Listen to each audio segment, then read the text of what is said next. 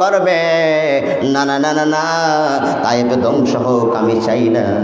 এই জন্য আমার বডি মুবারকের রক্তটা আমি জমিনে পড়তে দেব না। আমার গায়ের জামা মোবারক দিয়া আমি সুন্দর করে জামাতে রক্ত আটকায় দেব। জোরে কোন আল্লাহু আকবার। ১,৫০০ বছর আগে আমার আল্লাহ তিনি জানায় দেন, ওয়াদানা আনকা ওযরাক, নবী গো আপনার উপরে যেই সমস্ত বোঝা, সেই বোঝাগুলো আপনারে কষ্ট দেয়, আল্লাযী আনকাযা যাহরাক, আমি কি এগুলো অপারেশন যেগুলো আপনারে কষ্ট দেয় ওই বোঝাগুলাকে অপসারণ করি নাই। বন্ধুগণ আমার, এক নম্বর হলো যে বলছিলাম ওহির বোঝা, কথা বলেন ঠিক কিনা। ২ নম্বর হলো নবুয়তের দায়িত্ব পালনের বোঝা।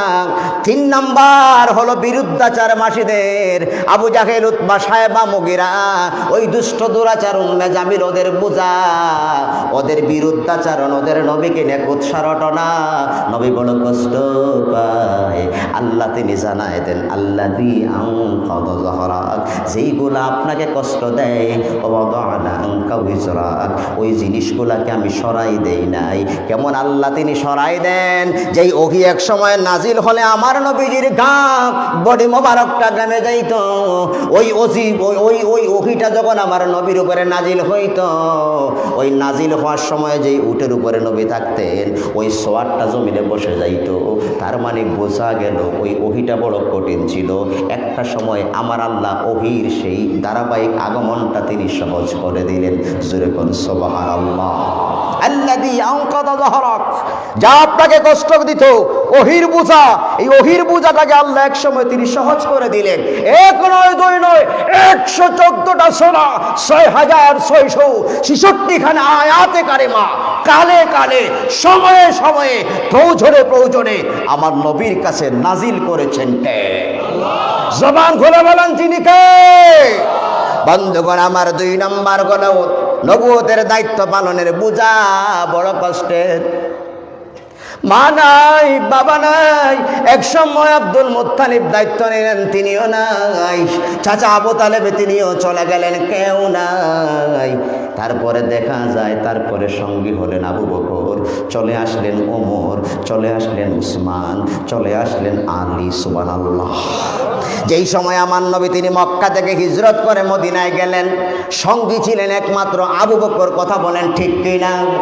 মদিনার থেকে রিপ্লাই হয়ে আমার নবী যখন আবার মক্কায় তিনি হাজিরা দিলেন, মক্কাটা বিজয় করে নিলেন, সঙ্গী হলেন প্রায় ১০,০০০। আমার নবী কয়, আমার উম্মতেরা রে, আমার কলিজাটা ভরে গেল। বিদায় হজের ভাষণে আমি তখন গণনা করে দেখলাম আমার সাহাবীর সংখ্যা ১,২৪,০০০। নবুয়তের দায়িত্ব পালনে এক সময় আমার বড় কষ্ট ছিল। হযরত ওমর যখন তিনি ইসলাম গ্রহণ করেছেন, ওমর বলছেন, ইয়া রাসূলুল্লাহ, ইয়া হাবিবাল্লাহ, আর নবুয়তের দায়িত্ব পালন লুকাইয়া হবে না, রাজ রাস্তা দখল করে কালেমার দাওয়াত দিতে হবে। ঠিক কিনা বলে? এক সময় দেখা গেল সব সহজ হয়ে গেছে, নবুয়তের দায়িত্ব পালনটা এত সহজ হলো। ২ নম্বর। ৩ নম্বরটা হলো কি? বিরুদ্ধাচারণ যারা করত, উতুল্লিম বা'দা যালিকা জানিম, ওয়ালিদ ইবনে মুগিরারে আল্লাহ মাথা নিচু করে দিলেন, তার তত্ত্ব, গোপন তত্ত্বটা ফ্লাশ করল। কথা বলে ঠিক না? এখন ডাইরেক্ট সামনে আইয়া হামলা করার ক্ষমতা নাই, জোর গলায় যা বলতো বলার ক্ষমতা নাই, দুর্বলতা ফেলাস হইয়া গেছে। কথা ঠিক? এখন সুপে ওর ধারাবাহিক চরিত্রের একটু জারি রাখে আর কি। ঠিক এমন করে উম্মে জামিল আমার নবীর সামনে বেয়াদবি করলো। কেমন বেয়াদবি? কিছুদিনের জন্য ওহীর আগমনটা বন্ধ হলো। কথা বলেন? কিছুদিনের জন্য আমার নবী বিচলিত। এমনি যে জিবরিল আমিন আসে না কেন? সুবহানাল্লাহ, সুবহানাল্লাহ। কোরআনের এই আওয়াজ আসা, এটা বিশাল একটা বিষয়। এই ওহী নাজিল, নবী অপেক্ষমান, এদিকে জিবরিল অপেক্ষায় আছে, কখন বন্ধুর সাথে দেখা করতে যাব, নবীর সাথে দেখা করতে যাব। সুবহানাল্লাহ, একটা গলা ফাটায়া বলে। এই ঠিক ওই মুহূর্তে যখন নবীর আওয়াজ বন্ধ হয়ে যায়, উম্মে জামিল গোটা এলাকায় আওয়াজ করে দিল, ওরে ও আমার আপনজনেরা শোনে নাও, মক্কার মানুষগুলা তোমরা শোনে নাও, মুহাম্মদ ইসলামের কাছে আসতেন যেই আগন্তুক, যেই আল্লাহ তারে পাঠাইতেন এখন আর আসে না, তার মানে তাকে তিনি ভুলে গিয়েছেন, তার উপরে তিনি রাগ করেছেন।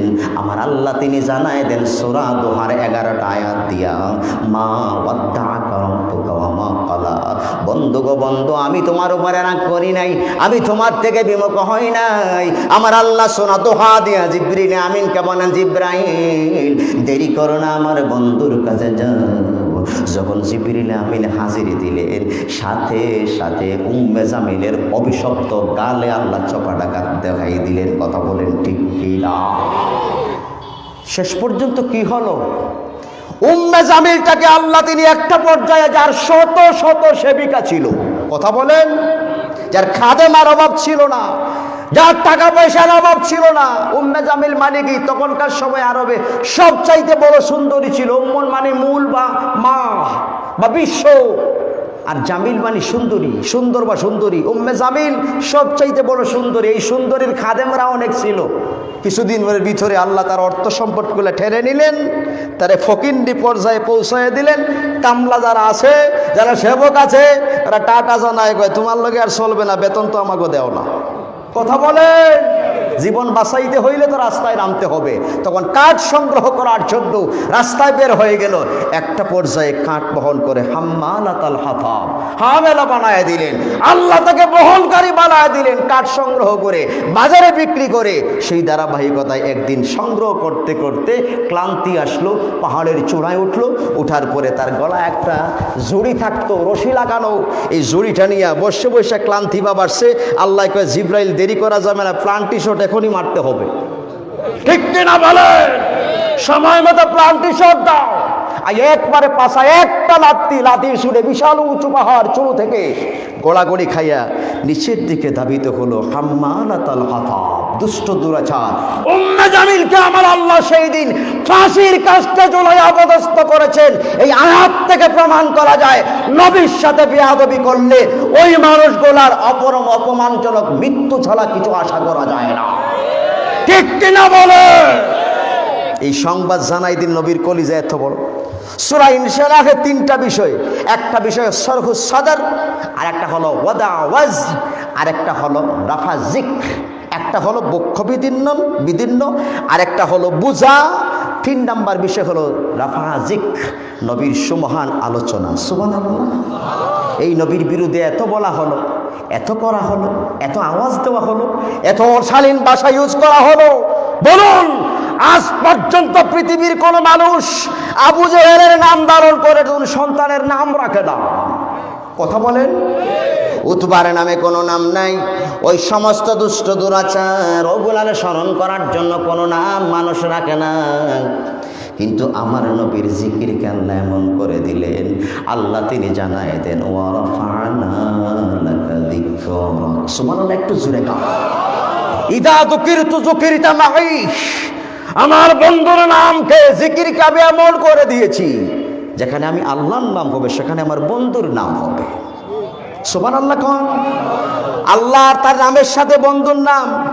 তোমরা তো লাইন পাইলে বলে দিতে এখানে আল্লাহও শিরিক করছে। ঠিক কিনা বলে? যে আল্লাহ লাগে আবার নবী আনবে কেন? সুযোগ পাইলে হেয়াও কইতা, তোমরা যে বেশি মাতব্বরি শিখছো। কথা বলে? যাই হোক, তোমরা কিছু বলো না, তবে বলবাও 2 দিন পরে। এখন তো বলতেছো আল্লাহর হাত আছে, পা আছে, পুরো বডি নিয়ে বসে আছে। 2 দিন পরে বলবা যে উনার মাও ছিল, পাও ছিল। নাউজুবিল্লাহ বলে। তো তোমরা মিলাদের বিপক্ষে বললেই কি, আর নবীর বিপক্ষে বললেই কি? ওরা ফানা লাকা যিকরাক, আমার নবীর জিকিরকে আল্লাহ সহ্য করে রেখেছেন। দুনিয়ার কেউ যদি না করে নবীর জিকির, এই নবীর কি সুমহান শানের জর্রা পরিমাণ কমতি হবে? জবান করে মুমিনরা বলেন, কমতি হবে?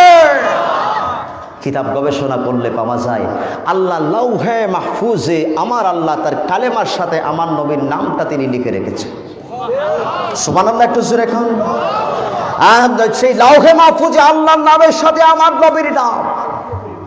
এই জন্য 1000 বছর আগে আমার নবী তিনি জানায় দেন, উম্মত এই রজব মাসে আমাকে যখন ওই মেরাজে নেওয়া হলো, আমাকে আমার আল্লাহ তিনি জান্নাত দেখালেন, জাহান্নাম দেখাইলেন, কোনো কিছু আল্লাহ তিনি বাকি রাখে নাই। 7টা আসমান সব প্রদক্ষিণ করাইলেন। জান্নাতে যখন প্রবেশ করলাম, জান্নাতের চৌকাটে আমার চোখের নজরে পড়লো আমার মওলার নামের সাথে আমি নবীর নামটাও তিনি রেখে দিয়েছে। আদম আলাইহিস সালাম যখন আল্লাহ রুহুটা ফুঁকে দিলেন, বডিতে ব্যালেন্স আসলো, যেই বডিটা হচ্ছে তখনও রুহু ফুঁকে দেওয়া হয় নাই, ব্যালেন্স যখন আসলো, তিনি মাথা উঁচু করে প্রথম নজরটা পড়ছে আল্লাহর আরশের খাম্বার দিকে। তিনি কই সে আরশের খাম্বার দিকে আমি দেখতে পাইলাম আল্লাহর নামের সাথে নবীর নাম। সুবহানাল্লাহ। আর কিছু কিছু কিছু দুষ্ট দুরাচার বাজারে এখন বিচরণ করছে। ওরা আজকে কালেমা মসজিদ আছে, লা ইলাহা ইল্লাল্লাহ মুহাম্মাদুর রাসূলুল্লাহ, ওরা বলছে এক লাইনে কালেমা লেখলে শিরিক হইয়া যায়। তোমাদের আল্লাহ মাফ করুক, কথা বলেন, বলছে না এরকম যে আল্লাহ এক লাইনে নবী আল্লাহর নামের সাথে নবীর নাম লেখলে এটা শিরিক হইয়া যায়। সব শিরিক। খাইছো তো শুটকি দিয়া, সারা জিন্দেগি ডেক দিলে শুটকির গেরানি বাইর। কথা বলে তোমাদেরকে শিরিকের ভিতরে তোমরা দাবিত, এই জন্য তোমাদের জবান থেকে খালি শিরিক, খালি শিরিক, বেদাত তোমাদের ব্লাডের সাথে সম্পৃক্ত। এই জন্য তোমরা খালি বেদাত বেদাত শব্দ প্রয়োগ করো। আল্লাহে রব্বিল কাবা, ফুলতলি দরবার, সরসিনা দরবার, সোনাগন্ধা দরবার, হক দরবার, পৃথিবীতে যত হক দরবার রয়েছে শিরকের সাথে এমনকি বেদাতের সাথে আমাদের কোনো সম্পর্ক নাই। ঠিক না বলেন? কোনো সম্পর্ক নাই। কিছুদিন আগে একজন কওমি ঘরানার আলেম, আজকে সম্ভবত 14 তারিখ না, তিনি আজকে লাইভে বসবেন আল্লামা মুফতি সাহেব হুজুর কেবলার সম্মানিত সাহেবজাদা মাসিক পরওয়ানার সম্মানিত সম্পাদক রাদওয়ান আহমদ চৌধুরী সাহেবের সাথে লাইভ হবে দেখলাম ফেসবুকে। নাম বললাম না, আলেমের নামটা স্মরণে আসছে না, যাই হোক আপনার নাম। তো উনি একবার সফর করে গেলেন কিছুদিন আগে, তিনি ফুলতুলি সাহেব বাড়ির মাজার, কথা বলেন, জিয়ারত করে তিনি একটা তথ্য ফেসবুকে আপলোড করলেন, এটা লিখনি দিলেন যে যা কল্পনা করেছিলাম ফুলতলিতে আইসা দেখি সেই মাজার জিয়ারতে কোনো বন্টামি নাই।